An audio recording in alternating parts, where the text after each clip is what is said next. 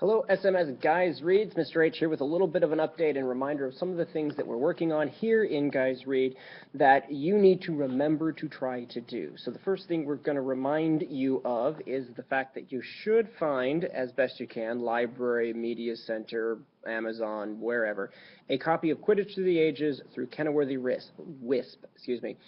It is available in bookstores usually as a collection of books. Nowadays, it has this one in it as well, The Magical Beasts and Where to Find Them.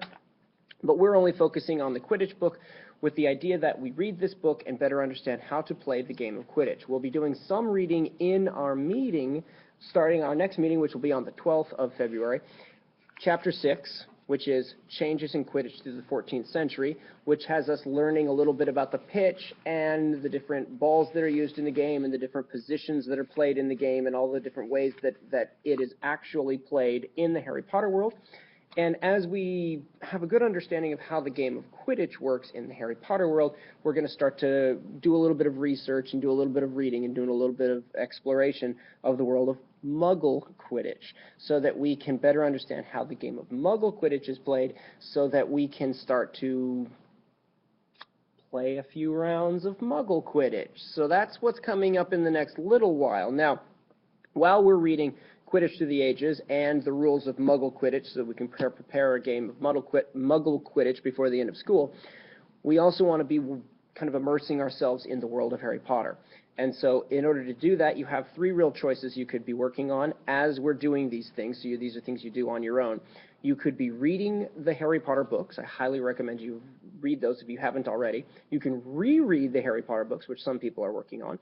Or if you've read the books and don't want to reread them, or the books are not, kind of at this point interesting you, that's crazy that you would think that, but that's interesting. You could go on to Pottermore, and we talked about that at our last meeting. Find an account, get an account at Pottermore, which you need a little bit of conversation with your parents about because there is some sharing in there, and we want parents to know what we're up to. So on Pottermore, once you are in, start going through the books as much as you can. That will get you a wand. That will, as you go through, get you sorted into a house, get you kind of immersing yourself in the world of Harry Potter.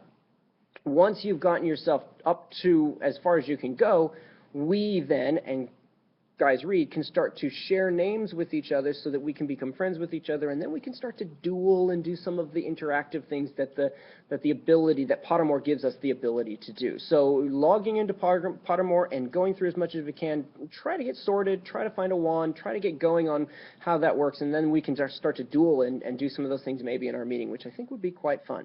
So remember, Quidditch Through the Ages, Kenilworthy Wisp. We're looking for this book, reading it. It's very short. It'll take you just a few seconds to read it.